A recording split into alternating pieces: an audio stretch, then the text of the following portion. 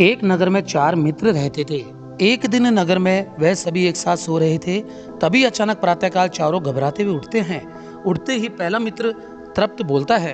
अरे मित्रों, आज तो मुझे बड़ा ही विचित्र और भयानक स्वप्न आया कि मैं नरक लोक में चला गया और वहाँ पर मैंने बहुत ही भयानक दुख देखे। मैं तो बहुत ही घबरा गया। अरे मित्र, आज तो मुझे भी ऐसा ही एक स्वप्न आया कि मैं किसी पशु गति के अंदर चला गया और वहाँ पर बड़े ही भयानक दुख से भरी वेदना मुझे सहन करनी पड़ रही है। अरे यह क्या इत्तेफाक है, आज तो मुझे भी ऐसा ही स्वप्न आया, लेकिन मैं तो देवगति में था, लेकिन वहाँ पर भी बहुत ही दुख महसूस कर रहा था, उदास था, रो रहा था। अरे आज तो मुझे भी कुछ इसी तरह का स्वप्न आया कि मैं तो मनुष्य गति के अंदर ही हूँ, लेकिन वहाँ पर मुझे पता नहीं बहुत ही गहरा दुख दिखाई दे रहा है। ऐसा लग रहा है जैसे कि संसार में दुख ही दुख है। यार, यह तो बड़ी ही विचित्र घटना हमारे साथ हुई है कि हमें चारों को इस तरह के स्वप्न एक साथ आए हैं। क्यों ना हम हमारे नगर में एक मुनिराज आए हुए हैं, वहाँ पर चलकर हमारी इस घटना को बताकर और उनसे इसका उपाय पूछते हैं। चारों ही मित्र नगर में उन मुनिराज के पास में आते हैं। नमोस्तु नमोस्तु मुनिराज, नमोस्तु। सभी की धर्म वृद्धि हो। हे भव्य महानुभाव, कैसे आना हुआ? हे मुनिराज, नमोस्तु। आज बड़ी ही विचित्र घटना हुई। हम चारों को चारों गतियों के दुखों का एक भयानक स्वप्न आया। हे भव्य जीवो, वैसे तो यह संसार दुखों से भरा हुआ है। इस संसार में किंचित मात्र भी सुख नहीं है। कृपया करके एक एक करके मुझे बताओ कि तुम्हें क्या क्या स्वप्न आया है। हे मुनिराज, आज मैंने सपने में देखा कि मैं नरक लोक में चला गया, जहाँ पर मुझे मारपीट कर कई यातनाएं दी जा रही थी। हे भव्य जीव, तुम्हें नरक का स्वप्न आया? तो वहाँ के दुखों का वर्णन सुनो। यह जीव जब नरक में जन्म लेता है तो उसकी भूमि को छूते ही 1000 बिच्छू के डंक समान दर्द होता है। नारकी जीव को इतनी भयानक भूख और प्यास वहाँ लगती है, लेकिन वहाँ पर एक अनाज का दाना और एक बूंद जल भी नहीं होती। वहाँ पर सभी एक दूसरे को काटते मारते लड़ते रहते हैं, एक दूसरे को गर्म तलाई में तलते रहते हैं।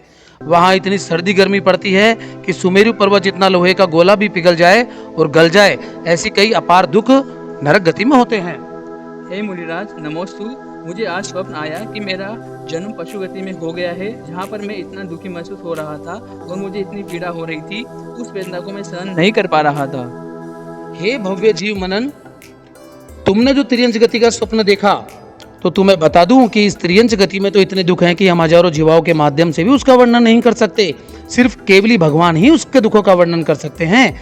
जहाँ एक बलवान पशु अपने से कमजोर को मारकर खा जाता है, इस पशु गति में सभी सर्दी गर्मी भूख प्यास की वेदना को सहन करते रहते हैं।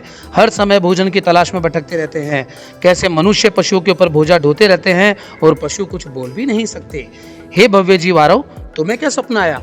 हे मुनिराज, नमोस्तु। मुनिराज, मैंने सपना देखा कि मैं देवगति में था, लेकिन मैं वहाँ पर भी इतना मानसिक रूप से दुखी था, रो रहा था। मुनिराज, मैंने तो सुना था कि देवगति में तो सुख होता है, लेकिन मैं वहाँ दुखी कैसे था?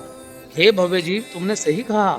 हमने हमेशा यही सुना है कि देवगति में तो सुख ही होता है, लेकिन जो मिथ्या दृष्टि देव होते हैं वह मानसिक दुखों से परेशान रहते हैं। वे अपने से बड़े देवों और उनकी रिद्धियों को देखकर ईर्ष्या करते हैं, अपनी कई देवियों के वियोग का दुख मनाते रहते हैं और अंत समय में जब मृत्यु नजदीक आती है तो 6 माह पूर्व ही मृत्यु के दुख से दुखी होते रहते हैं और ऐसे भावों से मरकर एक इंद्रिय स्थावर गति में जन्म को प्राप्त हो जाते हैं। हे भव्य जीव समक्ष, तुमने क्या स्वप्न देखा? हे मुनिराज, नमोस्तु। मुनिराज, मुझे स्वप्न आया कि मैं मनुष्य गति में था, लेकिन मुझे कुछ दुख दिखाई दे रहे थे कि मैं उन दुखों को सहन नहीं कर पा रहा था। हे भव्य जीव, तुम सब भी मनुष्य हो।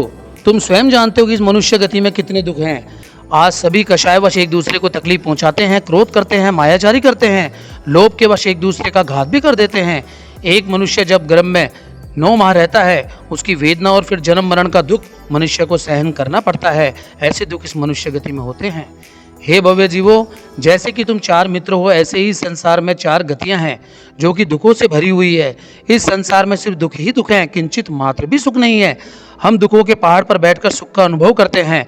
अगर वाकई में तुम इन दुखों का छुटकारा पाना चाहते हो तो सच्चे देवशास्त्र गुरु की शरण में हमेशा रहो। जिनेंद्र भगवान की वाणी और 7 तत्वों पर श्रद्धान करो, सम्यक दर्शन को धारण करो और समाधि मरण कर कर अपनी आत्मा का कल्याण करो, तभी इन दुखों से छुटकारा पा सकते हो।